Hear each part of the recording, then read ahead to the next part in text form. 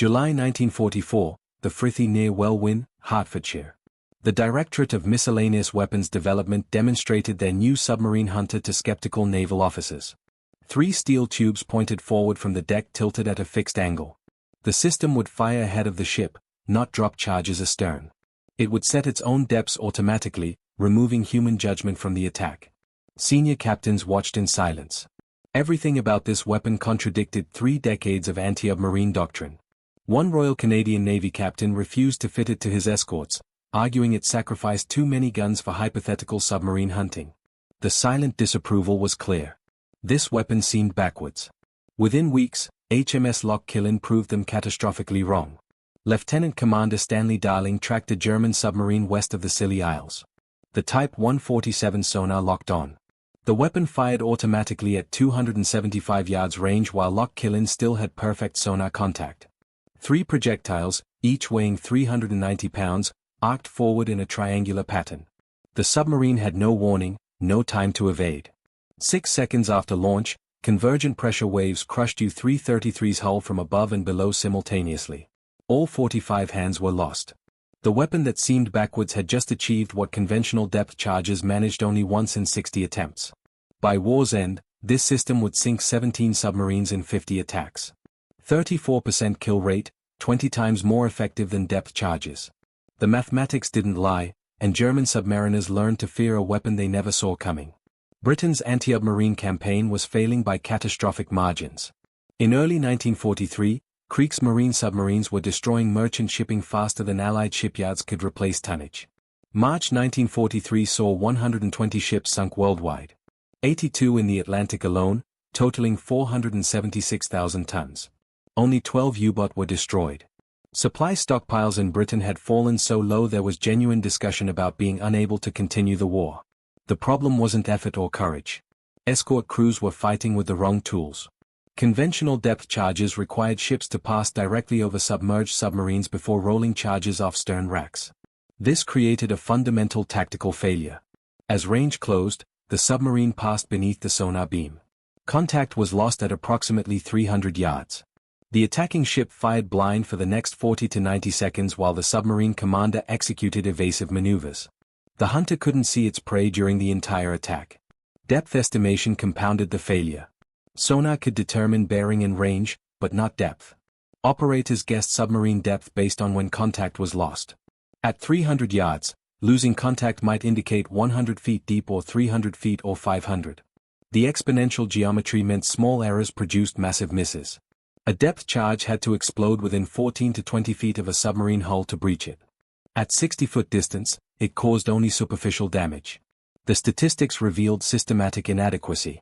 British forces conducted 5,174 depth charge attacks during the war. They sank 85 12 submarines, 60 attacks for every kill, 1. 65% success rate. Early war combat records showed individual depth charge patterns had 3% lethality. 5 separate attacks raised kill probability to only 10%. German commanders exploited these limitations with ruthless efficiency. The optimal evasion moment came when the attacking vessel had calculated its lead angle and sonar contact vanished. Submarines executed radical turns left or right, escaping the predicted attack pattern. Commanders learned to dive beneath 300 m, well below early depth charge maximum settings of 350 feet. U-boat doctrine developed specific responses to depth charge patterns when contact was lost. Immediate hard rudder turn of 90 degrees or more. Reduced speed to minimum steerage to decrease propeller cavitation. Dive below thermal layers where temperature differences reflected sonar pulses. Release chemical pellets creating calcium hydride bubbles that mimicked submarine acoustic signatures. The Pillenwerfer, literally pill thrower, ejected canisters, producing hydrogen bubble clouds as false sonar targets. Experienced commanders learned to predict escort attack patterns. British doctrine called for immediate hard turn toward the target after losing contact, maintaining speed to reach the estimated position quickly. German captains anticipated this maneuver. They timed their own turns to maximize distance from the attack point when depth charges detonated. A skilled commander could routinely escape patterns that should have killed him. The exponential geometry of underwater sound propagation made small errors catastrophic. A submarine at 300-foot depth moving at 8 knots traveled 400 feet during the 40 seconds of blind time.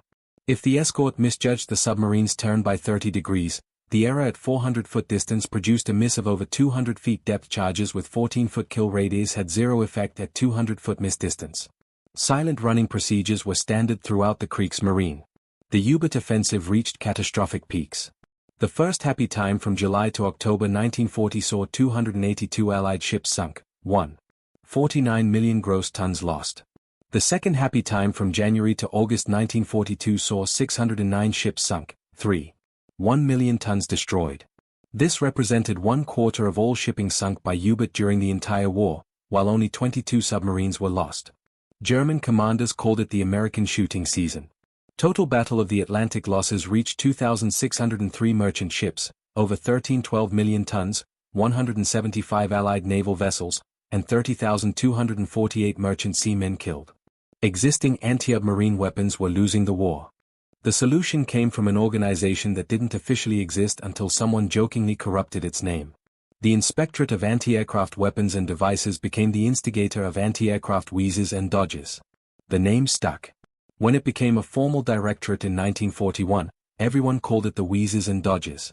The Directorate of Miscellaneous Weapons Development operated from two experimental establishments. HMS Birnbeck sat on a pier at Weston-super-Mare.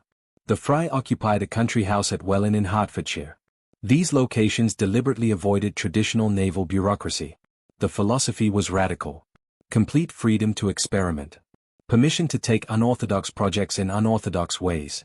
No requirement to follow established doctrine. The driving force was a Canadian chemistry professor who joined the Royal Navy to sail boats.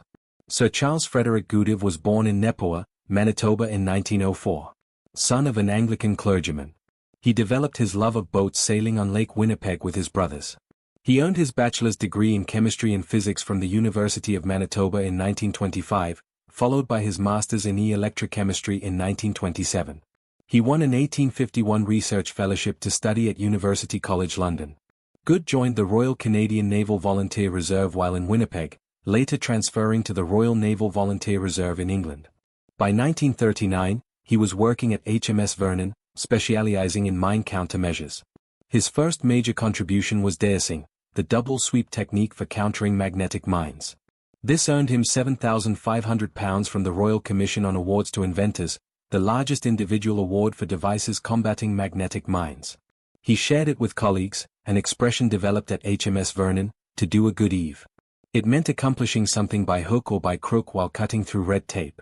When tasked with British production of the Swiss-designed Oerlikon 20mm cannon, military experts predicted 2 years to production. Good converted a railway shed in Russeep into a factory and achieved full production in 7 months. By autumn 1942, output reached 1,000 guns monthly. Goodeve's team included Captain Jock Davis from the Ministry of Supply, Captain F.W.H. Jeans from Admiral Tan Washington, and Lieutenant Commander N.S. Norway from the Royal Naval Volunteer Reserve. Norway was better known as novelist Naval Shute. Initially furious at assignment to experimental work rather than combat. He later admitted his first impressions were very, very wrong in every particular. The wheezes and dodges earned their reputation through radical innovation across multiple domains. They developed the Hedgehog anti-submarine mortar, the first operationally successful ahead-throwing weapon. They pioneered dayacing technology that protected ships from magnetic mines. They designed specialized landing craft, including the vehicles that delivered tanks onto Normandy beaches. They created the Hullman projector, a steam-powered anti-aircraft weapon that fired grenades from deck-mounted tubes. Each innovation shared common philosophy. Ignore what experts said was impossible. Test unconventional solutions, deploy rapidly without waiting for bureaucratic approval. Their working methods scandalized traditional naval establishments. Naval Shute described laboratories where civilian scientists worked alongside naval officers without regard for rank. Ideas came from anyone. A junior rating suggestion received the same consideration as an admiral's directive. Gerald Paul, a Royal Naval Volunteer Reserve officer serving in the Directorate, later wrote their definitive history. He emphasized complete freedom to experiment, freedom to take unorthodox projects in unorthodox ways. This was the basis of the Directorate's success. The team's philosophy was simple. If existing weapons failed, abandon doctrine and design from first principles. Lieutenant Colonel Stuart Blacker had developed a 29mm spigot mortar anti-tank weapon. Good's team adapted it for anti-submarine work, creating Hedgehog. This forward-throwing weapon fired 24 projectiles in an elliptical pattern ahead of attacking ships. Contact fuses meant explosions only on direct hits, avoiding the sonar disruption caused by depth charge near misses. Hedgehog achieved 17.5% kill rate, 10 times better than depth charges. But Goody wanted better. Hedgehog's 65 pounds projectiles with 35 pounds Torpex warheads were too light. Contact fuses meant near misses did nothing. The pattern was fixed at launch with no adjustment capability. In 1942, Goody ordered a weapon directly from the drawing board before prototypes existed. It would fire forward like Hedgehog but heavier, 3 projectiles instead of 24 arranged in a triangular pattern. Time fuses instead of contact, allowing detonation at precise depths, and complete integration with a revolutionary new sonar system that would automatically set depths and fire the weapon. They called it Squid. The weapon contradicted every assumption about submarine hunting. Traditional doctrine demanded dropping charges astern after passing over targets. Squid fired forward at 275 yards range. Experienced captains spent careers learning to estimate submarine depth through intuition and skill. Squid greatly reduced the role of human estimation in depth setting, trusting automation over judgment at the critical moment. The Type 147 sonar measured actual submarine depth to within 20 feet and continuously updated weapon settings until the moment of firing. This felt profoundly wrong to naval traditionalists who believed combat decisions should remain with humans.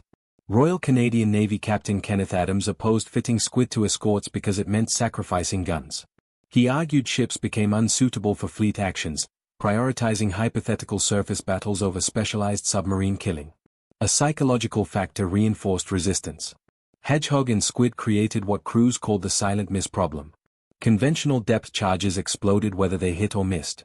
Near misses produced dramatic explosions, towering water columns, and massive concussive shock waves. Crews felt they had at least frightened the enemy. The psychological satisfaction was tangible even when attacks failed. Hedgehog's contact fuses meant silence on misses. Only direct hits produced explosions. Crews found this unsatisfying. An escort could rush in, fire a Hedgehog, hear nothing, and have no confirmation of impact. The silence felt like failure, even when the weapon was working as designed. Officers had to explain repeatedly that silence meant the attack was continuing, that noise would come only from kills. The explanation rarely convinced sailors who wanted the visceral feedback of explosions.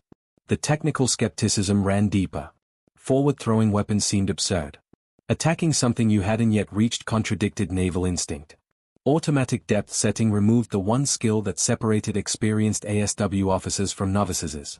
Combined with gyroscopic stabilization and integrated fire control, Squid represented automation replacing seamanship at the most critical combat moment. But the mathematics were undeniable. Squid's configuration was 3 12-inch diameter steel tubes mounted in series offset from each other to scatter projectiles into a triangular pattern. Each barrel was fixed at permanent elevation. The entire frame could rotate 30 degrees to either side of the center line and 90 degrees horizontal for loading. The ship's gyroscopic stabilizer kept the frame vertical regardless of C8. Each projectile weighed 390 pounds total mass. 207 pounds of minal, 2 explosive, filled the warhead. Minal was developed when wartime shortages limited TNT and RDX supplies. British chemists improved a 50/50 ammonium nitrate TNT mixture by adding approximately 20% aluminium powder, creating a more powerful explosive suitable for large underwater warheads.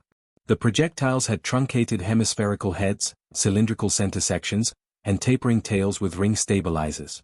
Clockwork time fuses controlled detonation depth up to 900 feet. The bomb sank at 43.5 feet pers, much faster than conventional depth charges at 8 to 9 foot pos. This speed reduced the evasion window dramatically. The triangular pattern measured approximately 40 yards per side. Ships fitted with double Squid installations could fire 6 projectiles, creating 2 opposing triangles. The first pattern was set to explode 25 feet below target depth. The second pattern exploded 25 feet above target depth. The result was convergent pressure waves striking the submarine hull from above and below simultaneously. A crushing effect that depth charges detonating at single depths couldn't achieve. The Type 147 ASDIC made everything possible. Introduced in 1943, it was an active high-frequency short-range low-hour depth-finding set. The beam was extremely narrow, only 3 degrees wide in the horizontal plane, functioning as a wedge-shaped depth finder. It could determine submarine depth from 300 to 700 feet, later improved to 1,500-foot capability. Ships used Type 144 AIC for bearing and range, then switched to Type 147 for depth determination. The Q attachment to Type 144 aligned at deeper angles for close-range depth measurement. Ships typically switched to Q at about 1,500 yards during attacks. The revolutionary feature was automatic weapon setting. During loading, wire or electrical cables attached to the nose of each bomb. The other end anchored to the launcher. The cable transmitted current target depth information continuously. A panel in the squid handling room sent signals to the bombs determining explosion depth. Depth settings updated continuously until the moment of firing. When fired, the cable sheared and the bomb launched with its programmed depth locked in. This eliminated every failure mode of conventional depth charges. No blind time. Ships fired forward while maintaining perfect sonar lock. No depth guesswork. Type 147 measured actual submarine depth. No evasion window. Bombs sank at 43.5 feet plus reaching depth before submarines could maneuver. No single depth detonations. Convergent explosions crushed hulls from two directions simultaneously. The first prototype went to HMS Ambuscade in May 1943, technically still in development. The first production unit went to HMS Hadley Castle in September 1943. By war's end, 70 frigates and corvettes carried squid installations. The I-class frigates were purpose-designed around squid. 28 were built as frigates. Each carried double squid installations, 120 rounds total, Type 147 and Type 144 sonars, and only 15 backup depth charges compared to over 100 on River-class frig. The design demonstrated confidence in squid effectiveness. Castle-class corvettes received single squid installations. 44 were built. These were larger than Flower-class corvettes specifically to accommodate squid and improved sonar equipment.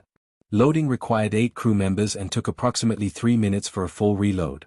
Ships could fire, reload, and fire again within 5 minutes total.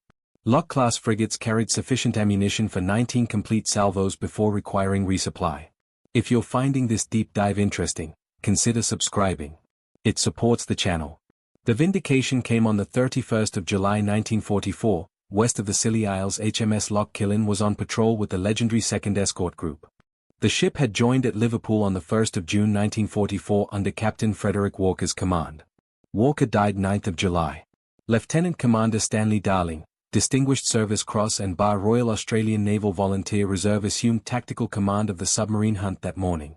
U-333 was a Type 7 CU boat on its 13th patrol commanded by Captain Lieutenant Hans Fiedler, who had taken command just 11 days earlier on the 20th of July 1944. The previous commander Capitan Captain Peter Eric Kramer had transferred to commission a new Type 21 Electroboot. U-333 had completed 12 patrols and sunk 7 ships totaling 32.17 gross tons. The submarine carried distinctive markings. 3 little fishes painted on the conning tower. The engagement began when Type 144 AIC acquired contact. Loin turned toward the target. Range closed to 1,500 yards. The crew switched to Q attachment for depth measurement. Type 147 determined the submarine was at ATM depth. The automatic fire control system continuously updated squid depth settings as range decreased. At 275 yards, the system fired automatically. Loch Killen still had perfect sonar contact. The submarine crew had no warning. 3 projectiles weighing 390 pounds each arced forward. Flight time was 6 seconds. The bomb struck water in a triangular pattern 40 yards per side directly over U-333's projected position. They sank at 43.5 foot PRS. The clockwork fuses triggered detonation at programmed depth. 207 pounds of Minel 2 in each bomb created massive underwater pressure waves. The triangular pattern meant pressure struck the hull from 3 directions simultaneously. The hydraulic shock was unsurvivable. U-333's pressure hull ruptured. All 45 hands were lost, including Captain Lieutenant Fiedler, who had commanded for 11 days. The engagement validated every controversial decision. Firing forward while maintaining sonar contact eliminated blind time. Automatic depth setting from Type 147 put bombs at exactly ATM, eliminating guesswork. Fast sink rate prevented evasion. Convergent pressure waves crushed the hull. Total elapsed time from contact to destruction was under 5 minutes.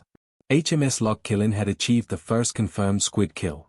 A weapon ordered directly from the drawing board in 1942, rushed into prototype service in May 1943, had destroyed a veteran U-boat in its first documented combat engagement.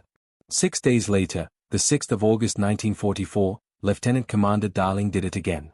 HMS Loch Killen was in the Bay of Bisque southwest of Lorient when sonar detected U-736. The engagement followed identical pattern. Automatic firing at 275 yards while maintaining sonar lock. 3 bombs in triangular pattern. Convergent detonation at target depth. U-736 was destroyed. This was Loch Killen's second kill in 1 week. The 9th of December 1944. Baron Senior Mansk HMS Bambara Castle. A Castle-class corvette under Temporary Lieutenant Michael Work Distinguished Service Cross and Bar Royal Navy Reserve was escorting convoy RA-62 from Murman to Scapa Flow. Arctic convoy operations were among the most dangerous. German submarines operated from Norwegian bases with air support where the conditions were extreme. Type 144 ASDIC detected U-387 at depth. Bambara Castle had single squid installation, not double work-ordered attack. The weapon fired automatically. 3 bombs struck in triangular pattern. The submarine's hull failed under convergent pressure. All 51 German hands were lost. Work received a second bar to his Distinguished Service Cross for this engagement. The most remarkable squid kill came on the 27th of December 1944, 1,000 kilometers off Newfoundland. HMCS St. Thomas, a Castle-class corvette under Acting Lieutenant Commander L.P. Denny, Royal Canadian Navy Reserve, was escorting convoy HX-327. Canadian sonar operators detected U-877 at ATM depth northwest of the Azores. St. Thomas conducted 2 squid attacks. After the second attack, the damaged submarine surfaced 4 kilometers away. Standard procedure was immediate gunfire to prevent the crew from manning the deck gun or scuttling. First Lieutenant Stanislas Derry looking through binoculars saw German crewmen abandoning ship. They weren't fighting, they were surrendering. Derry ordered Nitoe, "Don't shoot." HMCS St. Thomas closed and recovered all 56 German crew members without a single casualty.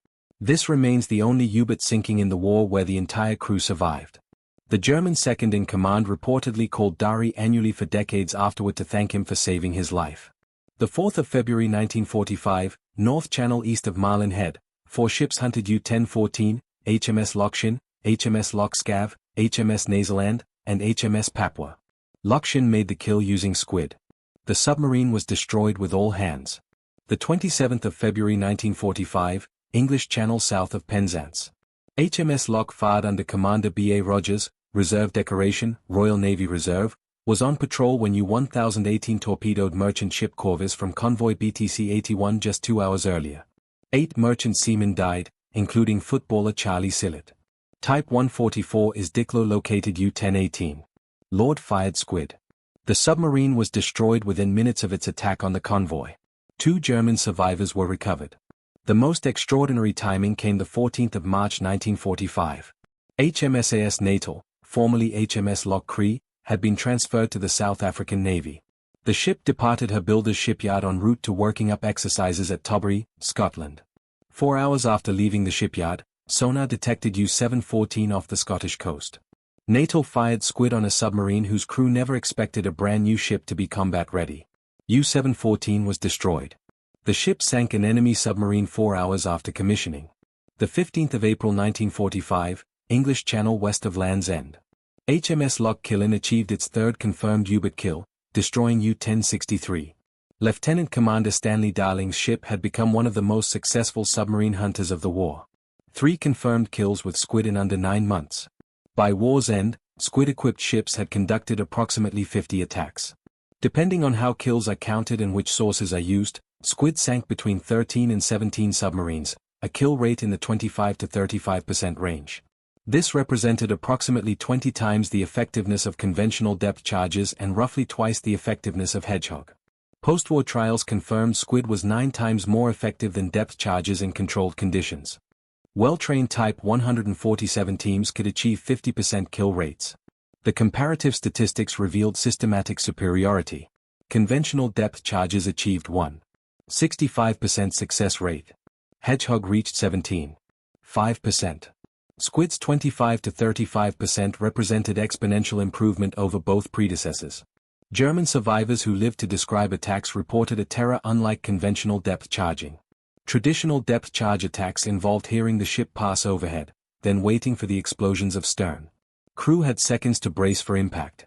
Forward-throwing weapons eliminated that warning. Survivors described hearing the acoustic approach of a destroyer, then being blown up and sinking before the ship reached them. There was no preparation, no time to brace, just sudden catastrophic hull failure.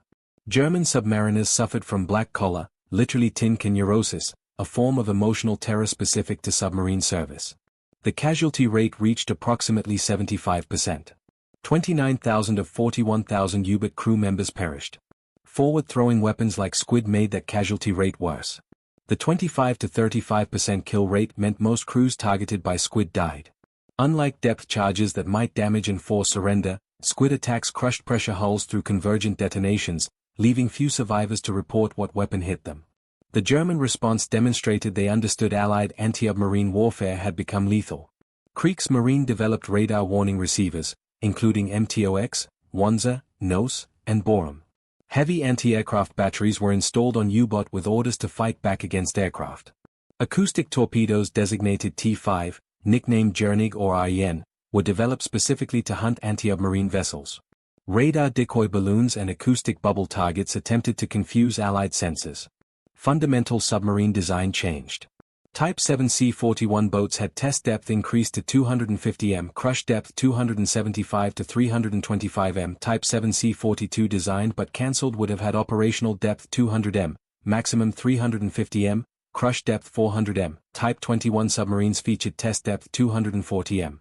The snorkel was introduced operationally in May 1944, allowing U-boat to run diesel engines while remaining submerged. Germans had captured Dutch snorkel plans in 1940, but didn't test until September 1943. This delay was critical. The Royal Navy Director of Anti-U-Boat Division wrote in November 1944. The snorkel has had such far-reaching results that the whole character of the U-boat war has been altered in the enemy's favor. Type 21 represented the ultimate response designed specifically after May 1943 losses. Key features included higher underwater speed 17.2 knots versus 7.6 knots for Type 7C, greater submerged endurance, streamlined hull, electric creep motors for silent running, and ability to remain submerged for entire patrols. However, only 4 of 118 Type 21s were combat-ready before Germany surrendered. None sank Allied ships. Grand Admiral Carl Dunnett stated to British authorities at war's end that Allied radar was our best anti-submarine weapon. His post-war memoirs focused primarily on radar and aircraft as decisive factors. The German emphasis on countering aircraft and radar rather than shipboard weapons suggests they didn't fully understand how squid had changed surface vessel effectiveness. The weapon killed so efficiently that few submarine crews survived to report the tactical revolution. Commonwealth forces deployed squid across multiple navies.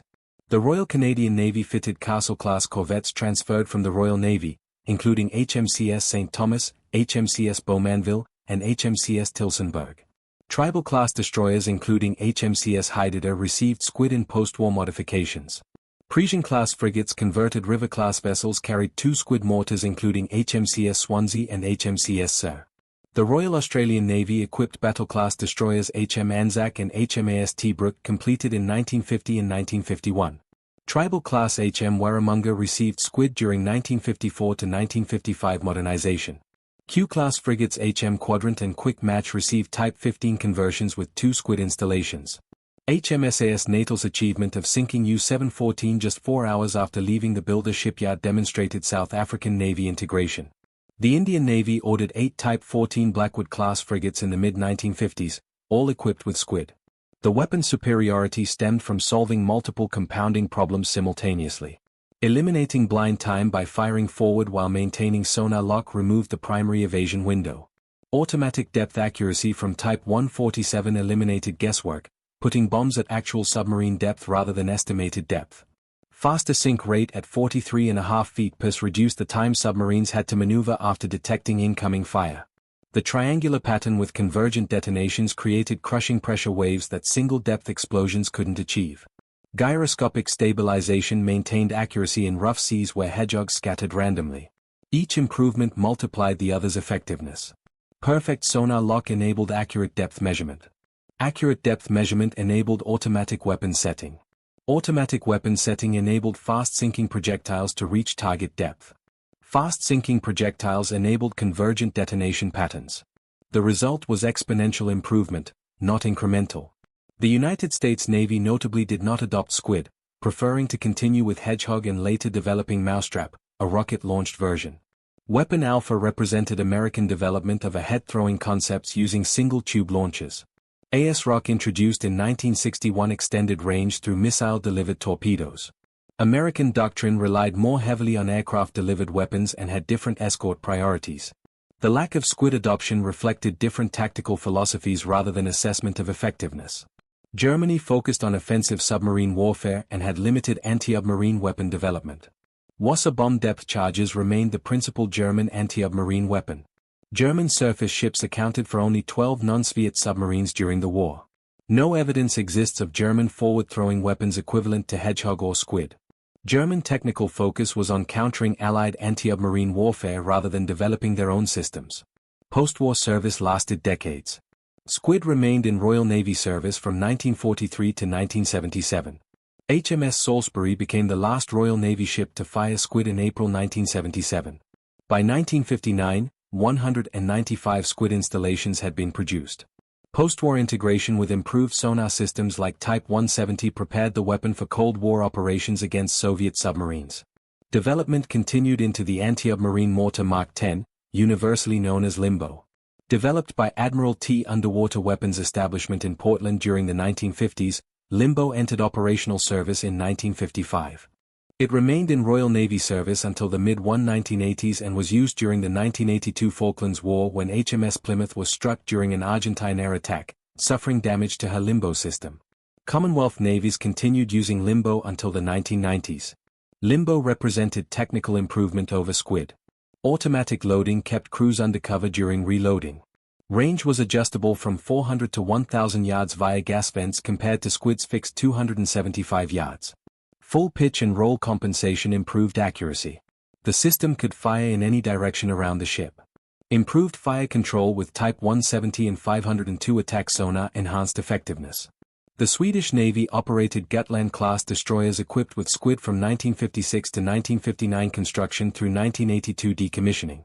Sweden was the last nation to operate Squid worldwide. Soviet designers copied the head-thrown contact weapon concept, developing RBU-1200, RBU-2500, RBU-6000 and RBU-10,000 rocket launchers.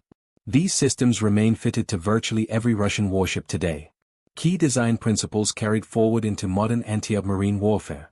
A head-throwing capability maintaining sonar contact during attacks. Pattern-based attacks with multiple warheads creating overlapping kill zones, integration with fire control sonar, automatic depth setting from sonar data, and fast-sinking projectiles with predictable trajectories. Charles Goody received recognition for his contributions. He was appointed Officer of the Order of the British Empire for weapon development work. He was knighted in 1946 for contributions to the Allied war effort. He received the United States Medal of Freedom with Silver Palm. The University of Manitoba awarded him an honorary doctorate in 1946. He received the Bessemer Gold Medal of the Iron and Steel Institute. In 1962, the Operational Research Society named their annual Goodeve Medal in his honor. By war's end, Squid had proven systematic superiority through mathematics impossible to dispute. Between 13 and 17 submarines sunk in approximately 50 attacks, kill rate in the 25 to 35% range. This compared to 60 to 1 ratio and 1.65% success rate for depth charges. The improvement factor was 20 to 1. Post-war trials confirmed 9 times effectiveness in controlled conditions. Well-trained teams achieved 50% kill rates. The weapon that seemed backwards, that contradicted 3 decades of doctrine that removed human judgment at the most critical moment, had transformed submarine hunting from statistical impossibility to near certainty. British engineers solved the problem by inverting every assumption. Fire forward, not astern. Trust automation over human estimation. Integrate weapons with sensors. Create convergent pressure waves. Each heretical choice proved correct. The strategic impact was measurable. Conventional depth charges sank 85 submarines in 5,000 attacks over 6 years of war. Squid sank 17 submarines in 50 attacks in less than 1 year of deployment. If Squid had been available in 1941, the Battle of the Atlantic would have ended years earlier. Thousands of merchant seamen would have survived. Germany's submarine blockade would have failed faster. The post-war legacy extended through the Cold War and beyond. Limbo served until the 1980s across multiple navies. Soviet RBU systems based on British principles remain operational today on Russian warships. The fundamental concept, ahead-throwing weapons maintaining sonar contact while delivering pattern attacks with automatic depth setting, became standard doctrine worldwide. Specific Cold War applications demonstrated enduring relevance. Royal Navy frigates equipped with Limbo conducted anti-submarine exercises throughout the 1950s and 60s against increasingly sophisticated Soviet submarines. The Type 12 Whitby-class frigates carried Limbo as primary anti-submarine armament. Type 14 Blackwood-class frigates, Type 15 converted destroyers, and Type 41 Leopard-class frigates all deployed Limbo operationally. During the 1982 Falklands War, HMS Plymouth engaged Argentine positions with conventional gunfire when an Argentine aircraft struck the ship. Bomb damage affected the Limbo installation among other systems. The weapon remained fitted, but Plymouth continued operations despite the damage. This represented one of Limbo's last potential combat employments by the Royal Navy. Modern anti-submarine warfare traces its lineage directly to Goodeves backwards. Weapon integration between sensors and weapons became fundamental to all naval combat systems. The Russian RBU series demonstrates direct doctrinal descent. RBU 6000 rocket launchers introduced in 1963 fire 12 depth charges in elliptical patterns ahead of the ship, maintaining sonar contact during attacks. The system remains fitted to Udloy-class destroyers, Sovereign Mene-class destroyers, Kirov-class battle cruisers and numerous smaller vessels. RBU 1000 provides close-range capability. The Soviet Navy adopted British innovation wholesale, recognizing that Goodeves' team had solved fundamental problems correctly.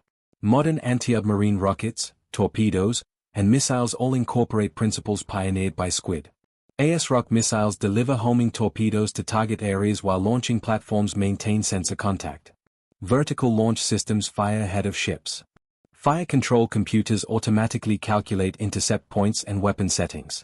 Each system descends from the recognition that maintaining contact while firing ahead produces systematic superiority over blind stern attacks. The Wheezers and Dodders methodology influenced post-war defense research establishments. Modern anti-submarine warfare traces its lineage directly to the Wheezers and Dodgers and their backwards weapon. July 1944. Skeptical naval officers watched 3 tubes point forward. Everything about this weapon contradicted doctrine. Senior captains refused to fit it. The weapon seemed backwards. 6 days later, U-333's hull collapsed under convergent pressure waves, while HMS Loch Killen still had perfect sonar contact 275 yards ahead. The weapon that seemed backwards killed approximately 20 times more effectively than anything that came before. The numbers were impossible to argue with. British engineering had solved submarine hunting by abandoning every assumption and rebuilding from first principles. 34% kill rate proved backwards was actually right.